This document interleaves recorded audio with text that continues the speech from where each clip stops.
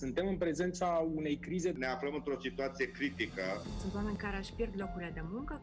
A fost pur și simplu doborâtă. O criză a încrederii. Criza înseamnă și pericol, dar înseamnă și oportunitate. Toți ne uităm cu o speranță foarte mare la stat. Nu e casă de binefacere, nici statul, nici altcineva. Nu cer de pomană absolut nimic. Relansarea economiei va veni din partea antreprenoriatului. Angajații noștri sunt apți de muncă. Strategia a fost de a nu concedia oameni. Continuăm investițiile și încercăm să facem parte din soluție. Contribuim cât putem de mult. Să nu ne lamentăm. Noi ținem flacăra via asta. Construim planul de ieșire din criză. România este o țară cu foarte multe resurse, nu numai resursa umană. Trebuie să favorizăm business-urile din România. De fiecare dată cumpărăm ceva, votăm. Noi suntem cei care decidem cum va funcționa economia.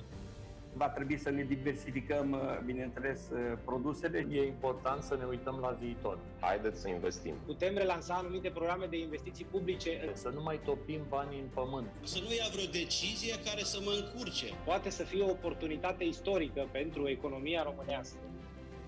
Nu e o chestiune cuist-naționalist. În momentele dificile, cred că trebuie să creăm valoare unii cu alții. Să fim solidari. Este o perioadă care trebuie trecută împreună. Am venit să ne punem la dispoziția voastră cu toate resursele pe care noi le avem.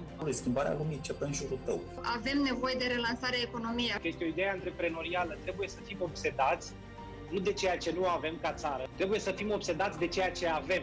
Cred că trebuie să mergem înainte cu fruntea sus, genunchii tari, și după ce terminăm partea de sănătate, să ne gândim la un viitor mult mai solidar, mult mai unic.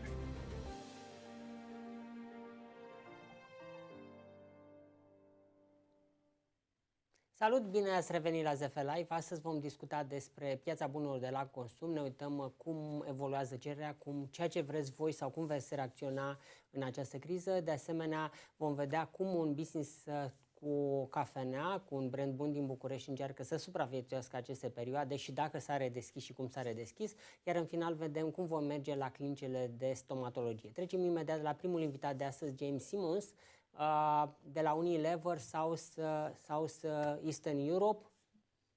James, how are you? Hello, Christian. Good afternoon. Thank you for. Hello. How are you? How is your? Thank you. Thank you for inviting me on the show. Yeah. How is Unilever doing?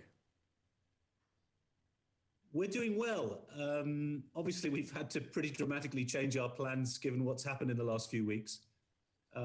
But the business is in good shape overall, and we're feeling reasonably optimistic about the coming period. We will need to adjust our plans quite quickly, but that's something we know how to do. We're talking to colleagues around the world about how they have adjusted their businesses when the going gets tough economically. So fingers crossed that that things move forward positively for everybody. You are responsible for South Central Europe. How many countries, and the business is over 200 million euro? Yeah, we're on our way to 300 million euros. 300, okay. So I have a responsibility. The biggest market is Romania, and then Serbia, Bulgaria, and some of the Adria markets. But obviously, with the acquisitions that we've made in the last 18 months, the business is now quite a lot larger and quite a lot more complicated. Okay. So yeah, a great place to be doing business. Okay. How was your figures in this crisis, in these 2 months lockdown? You are a winner of this lockdown, or you lose shares, market share, you lose business? Yeah, I don't feel any. I can imagine none of us feel like we're winning given what's going on around us. What I'll say. Yeah, except Zoom. Yeah. Except Zoom. Right.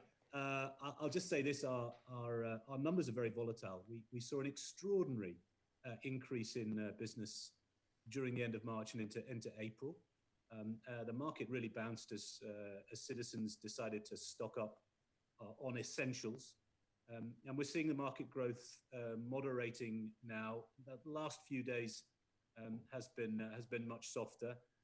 Overall, we're doing well. We're winning share where we feel we need to win share. and trying to ensure that we do as good a job as we can for citizens at this stage. Do you see right now some change in our mind as a consumer? We go, let's say, you go for the low cost brand, and we don't buy expensive products. Yeah, so we're seeing sentiment changing really fast. So from the numbers I'm seeing, people have been shocked by the health crisis, and so we're seeing citizen confidence falling, and people worrying about seeing their incomes fall. Some people already clearly are seeing their incomes fall. People are worried about unemployment. I expect when we see the numbers, business confidence will also be falling, and so we're beginning to see changing shopping habits. People are spending very wisely already. They're looking for better value, that combination of price and quality. For some citizens, without giving up on a commitment to environment and responsible consumption. So we're also seeing some evidence that people are shopping around a little more. Again, you'd expect that as people hunt for great value. I think we will see them delaying the big ticket items. This is probably a moment where families will say, maybe this isn't the time to buy a new TV, for example. I think people will be thinking about holiday plans. Do we take a holiday this year or not? I think they'll be worrying a bit about the seasons. I think they will want to ensure they have a really great Christmas. And we saw that in the UK in the recession of 9-10, that people saved a little to ensure they could enjoy the happy moments in the year. So I expect people will also be trying to save a little more. And inside all of that, the dynamics by category are quite different. I expect our ice cream business to do pretty well. People will still want to go out and have an affordable treat, for example. You bought still sell a lot of Magnum. Yeah, you bought Betty Ice 2 years ago, and you closed the facility because of the coronavirus. And when you reopen the Suceava fabrics? Well, we started last week. We restarted the factory, and I'm really delighted to tell you the first ice cream that we made was a beautiful UK brand called Mini Milk. So we're now making ice cream in Suceava and sending it to the UK, which I feel really good about. Yeah, so you export from Romania to UK? Yes, and indeed the plan for that factory is it will become a center for ice cream manufacturing for Unilever in Europe. It's one of the reasons that we were very keen to buy the business and work with Vasile Armenian for a couple of years. He's built a super business. It's a business that So Vasile Armenian will stay in business, close to you? Well, he stayed with us for a couple of years, and he's been wonderful. I mean, we've really learned so much from his experience. We're all a bit corporate over here in Unilever, and he's just given us a breath of entrepreneurial fresh air. He'll be moving on at the end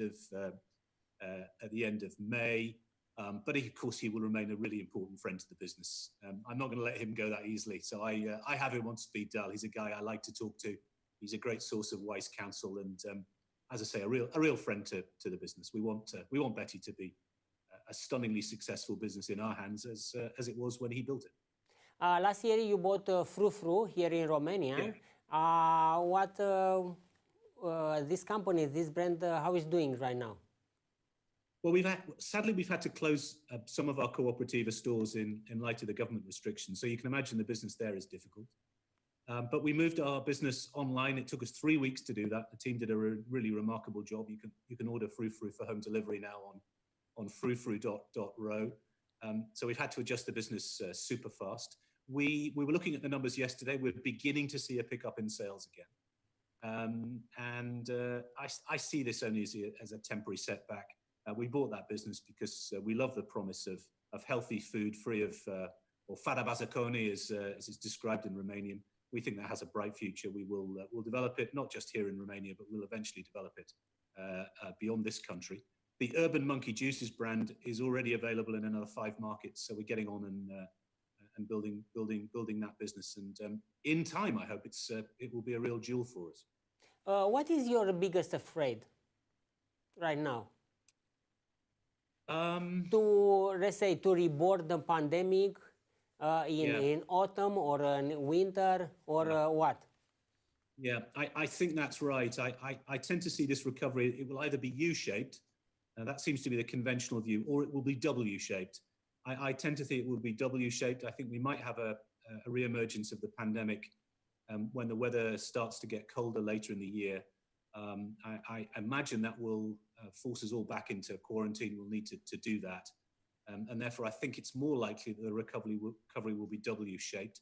I'm very hopeful that there is a vaccine on the way. I hear there's more than 110 vaccines in development all over the world, and we have to hope that somebody somewhere cracks that. That is, in the end, the only thing that's going to prevent us from probably having to move back into quarantine. So we need that vaccine fast. So I'm worried about that.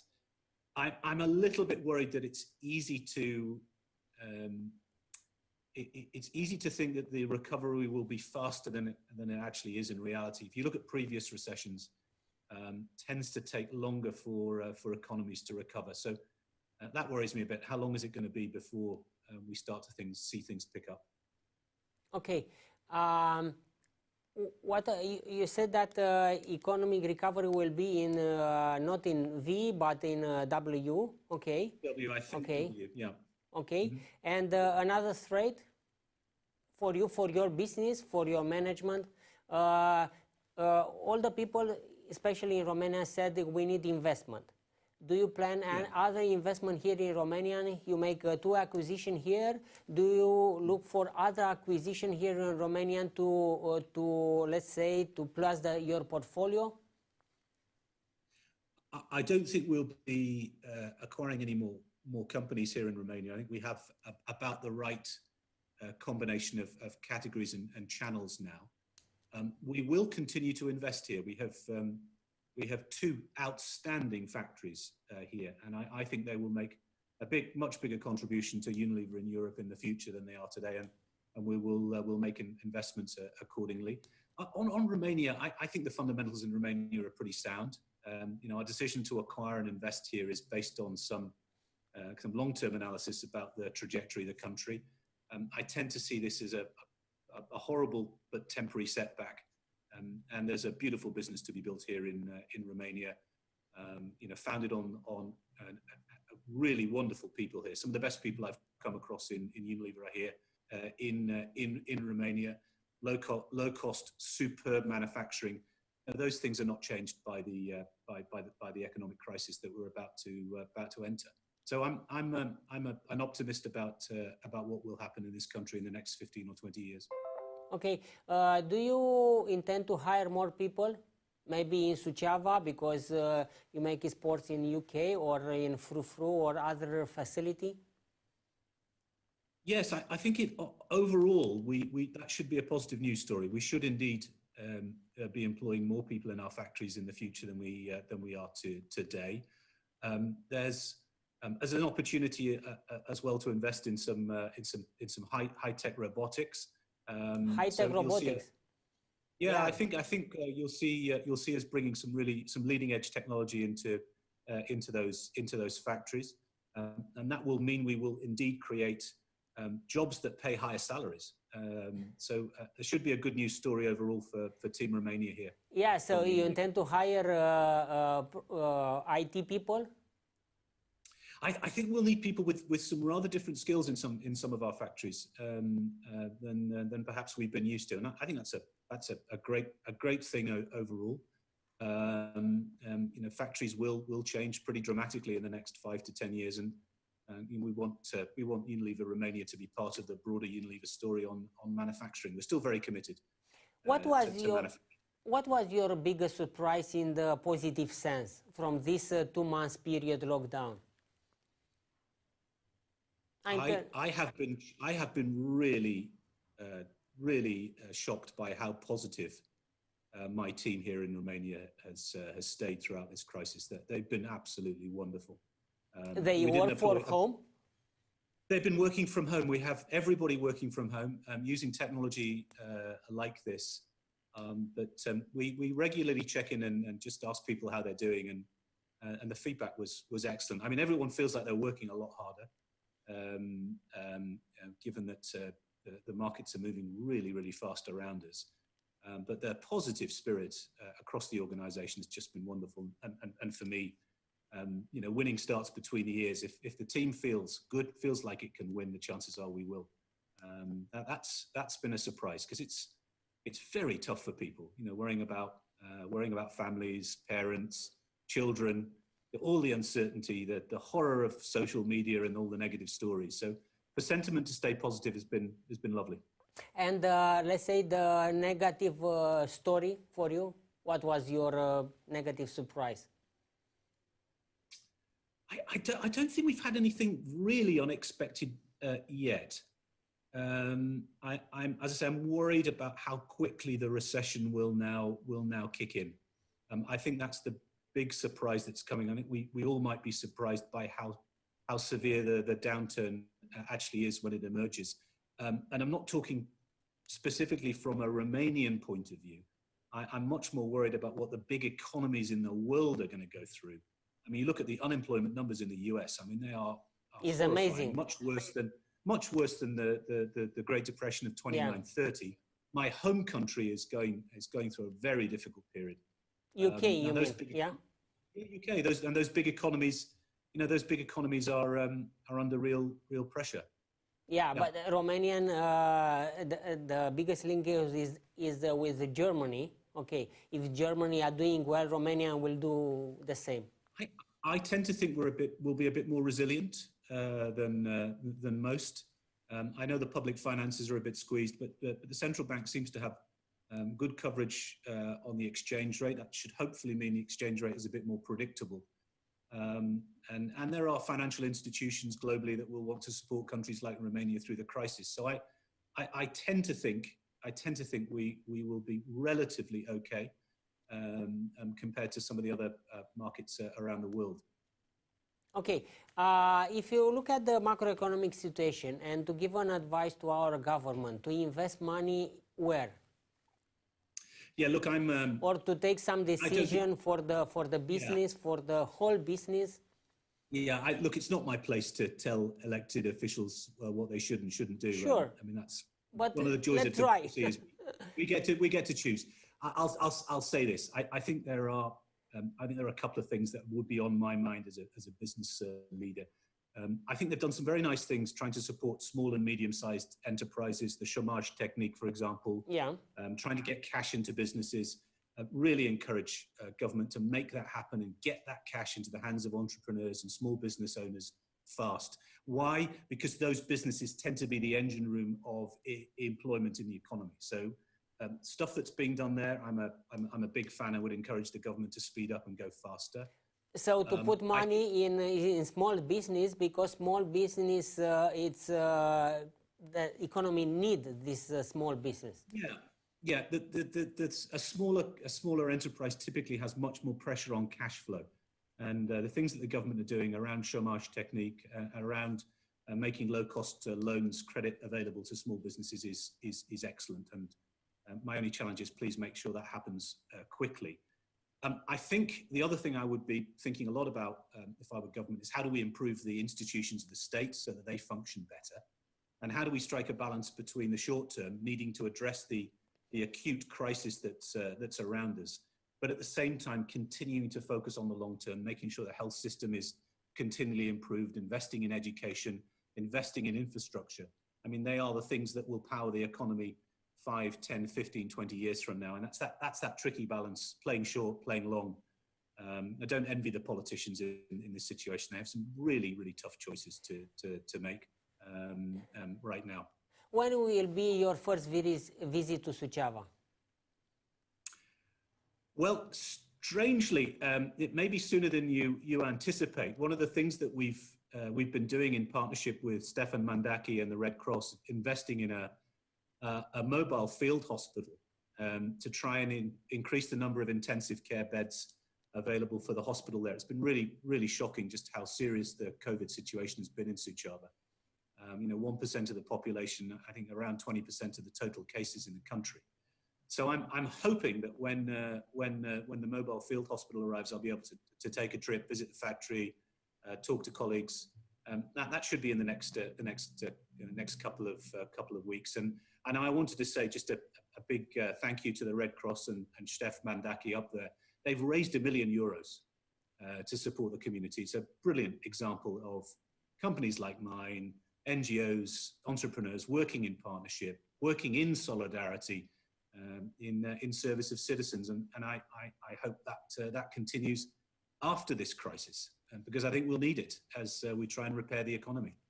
So you are more optimistic than our economists, Romanian economists, in recover the economy.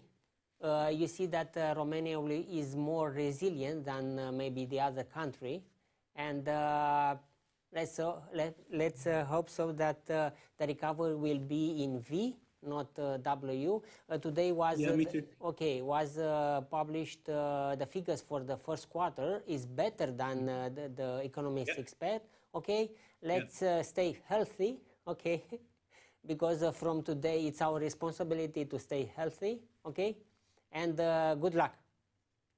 Thank you very much, and just best wishes to you and your family and to your viewers. Okay, nice to catch up. Okay, thank you very much. Bye for now. Bye. Bye. Luăm spotul ZF și după aia ne întoarcem să vedem cum supraviețuiesc business-urile de cafea. Business Magazine revine cu o nouă ediție, disponibilă gratuit în varianta digitală. Iată ce puteți citi. Odată cu angajații din Horeca, turism, transport, un alt domeniu și-a trimis toți angajații în șomaj, cel al artelor spectacolului. Care sunt efectele economice ale reflectoarelor stinse, veți putea citi în noul cover story Business Magazine. Ce provocări aduce criza coronavirusului pentru bănci și ce rol vor avea acestea pentru redresarea economiei?